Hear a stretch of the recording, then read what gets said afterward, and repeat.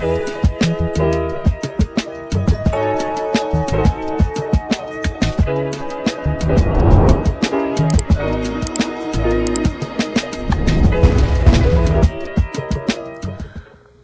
hey everybody, welcome to another episode of On the Wrist from Off the Cuff. I have a really cool review for you guys from the brand Forstner. A little about them. Originally founded in the 1920s as the Forstner Chain Corporation, Forstner and its successor, Jacoby Bender, or JB, produced some of the most iconic bracelets of the 20th century, such as the Comfit, which is chosen by astronauts and worn on the moon, the Clip, with its bond clip style band that paired with pilot's watches, the Flat Link, which was also double branded with Omega, and many more. So essentially the brand, the modern version of Forstner, has really been dedicated to reviving such classic vintage designs. Now, in terms of this particular application, I love that these are application specific for the Seiko SKX series. Now, the Seiko SKX Diver series is an all-time classic, tough as nails with a great look to boot, so it's no wonder they are so popular among enthusiasts. But an often repeated complaint about the series is the quality of the OEM bracelet, which in many people's opinion doesn't achieve the same solidity and build quality as the watch itself. So here we're going to have two different models for these application-specific bracelets. You have the Model O, which is going to be the Oyster style, and the Model J, which is the Jubilee style. In terms of the two watches we fitted them to, one is an old school SKX, but it's also, you know, an updated mod. So you can see that SKX 007 does have quite a few upgrades to it, now to include this really cool Oyster style bracelet. While on the other side, we do have that great 5KX or SSK GMT, which has an upgraded Jubilee, although it does come on actually a pretty nice and serviceable Jubilee from the factory. You know, there's just certain aspects that fell short, and now you're able to upgrade that right out of the box. So with all that said, let's go ahead, zoom the camera out, get these pieces in hand, and take a closer look. Okay, big shout out to Forstner for sending these review units in free of charge so that I could share them with you guys. But honestly, I had to reach out to them on these because, as you guys, if you're fans of the channel, you know I own quite a few Forstner bracelets, so I do keep an eye on their new releases. And although of course these aren't necessarily new watches, having new bracelets for this platform is still a really nice thing to have, especially when it's from a brand that you've come to trust. I mean, I have Forstner bracelets on, you know, pretty much all of my Omega watches and my Neo Vintage trilogy that I curated. So I will leave links to that somewhere maybe at the end of the video. But we have these two examples. We'll start with probably the lesser known model here, at least unless you're, of course, a fan of the channel, then you're absolutely going to know this particular watch, which is going to be my Artifice Horrorworks SKX Enhanced. And you guys can see here, you know, little details that updated it, you know, like the monster crown, but I did make sure to get that, have that signed and engraved, the Mohawk style dial there. Actually, it is, I don't want to say style, that is actually a Mohawk dial. I did my best to really go for an OEM plus look here, so some of you hopefully were looking at this and thinking, oh man, which reference is that, because that looks OEM. It's not. It has you know, some other things that you probably wouldn't find, which is going to be like this really nice sapphire crystal that's double domed, which you probably wouldn't find on a modern Seiko, at least within this type of lower entry price point from the Pro Specs line anyway.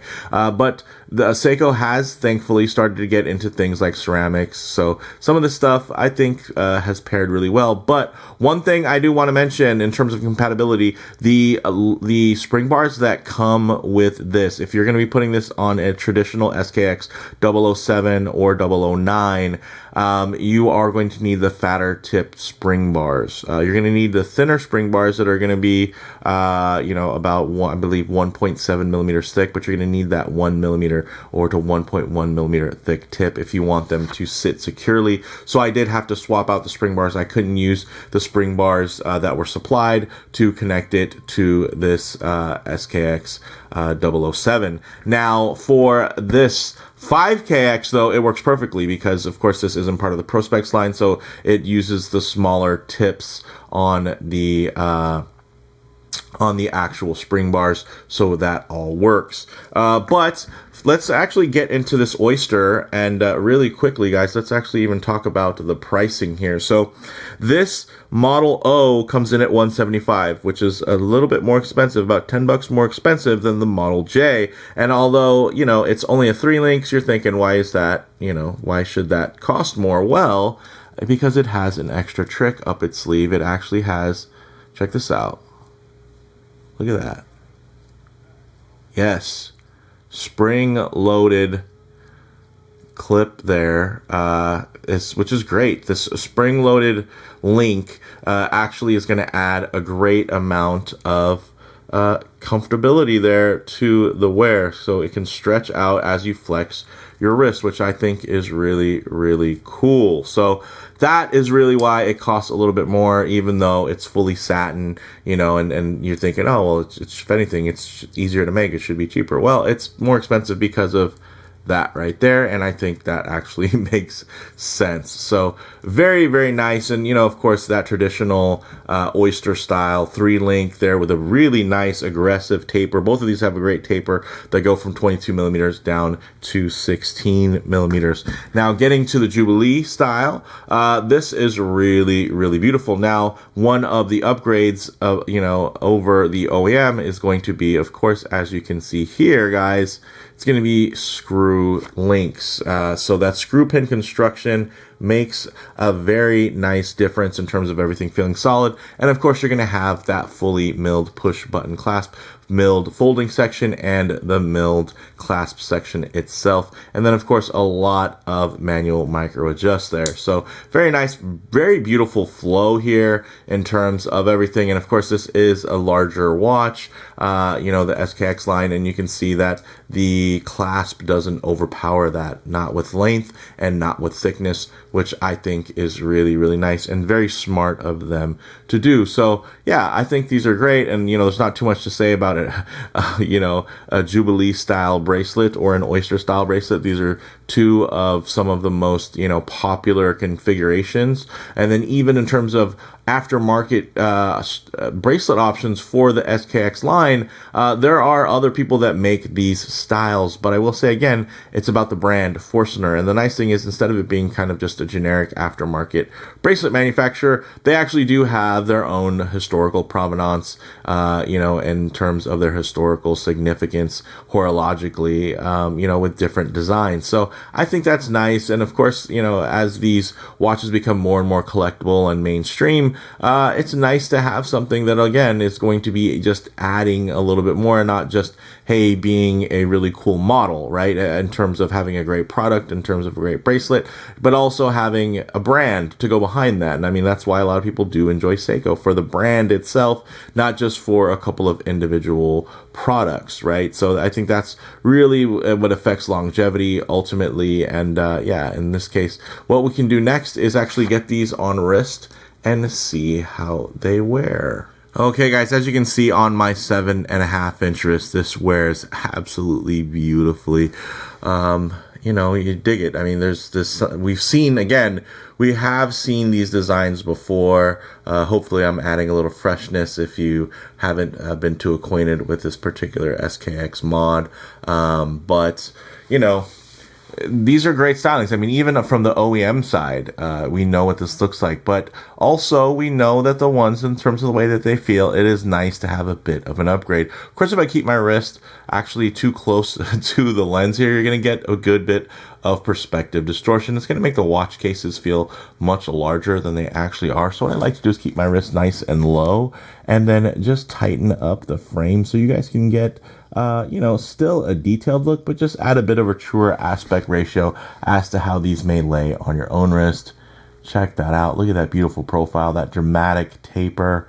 It's just, you know, it all works. And again, screw pin construction, fully milled clasps. This is really good stuff. And, you know, while not the cheapest, definitely not the most expensive either. So I'm digging these right now, and I like that they differentiated them here with, of course, the all satin brushing, and then here the differentiator is going to be the pops of polished accents. So Very, very nice, guys. I think these lay and drape wonderfully, as you guys can see here. Both of them have female end links, so that works really well. Of course, these beautiful Seiko cushion cases, they just wear really well. I mean, these are 42 millimeter watches, but thanks to the proportions, thanks to a lot of the sculpting there, it just helps them wear much tighter on wrists. So with all that said, let me actually check back on some of my notes here and make sure that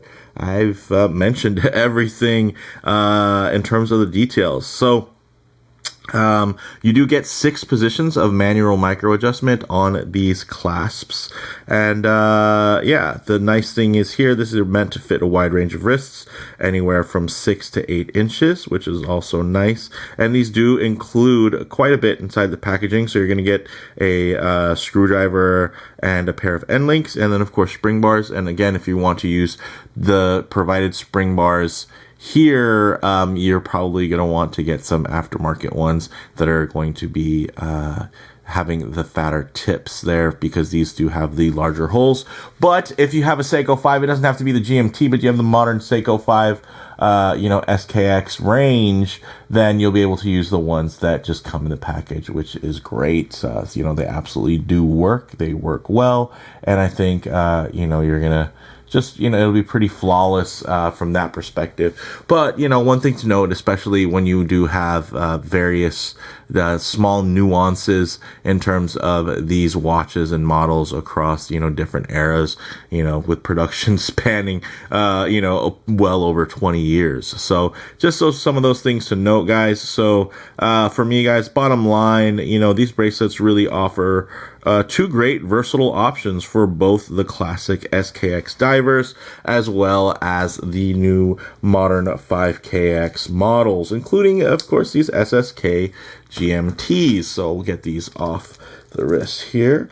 And I think this is great. They provide, again, that kind of vintage inspired lines with a more robust modern build quality that flows great with the case in terms of being quite robust, quite modern in terms of the build and the just the overall impression when you have this. It feels like a tough, rugged piece. Even these newer ones, these newer models that only have 100 meters of water resistance and that don't have a screw down crown, still feel like quality, which is nice. I mean, it's not luxury, by any means, but it's absolutely a good bit of quality you're going to find with these models. And I think these options really pair well. And again, a nice feature here.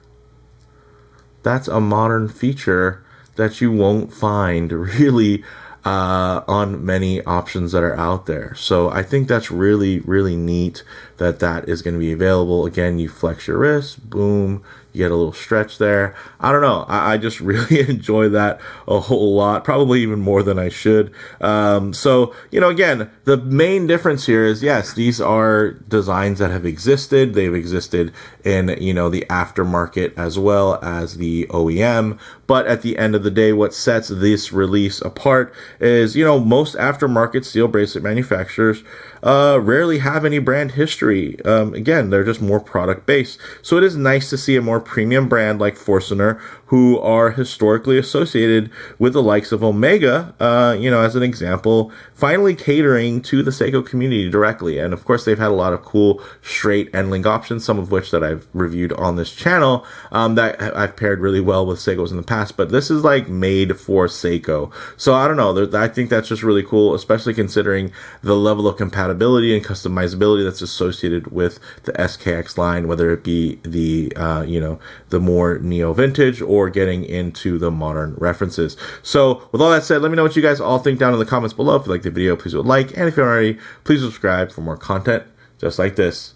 Thanks, guys.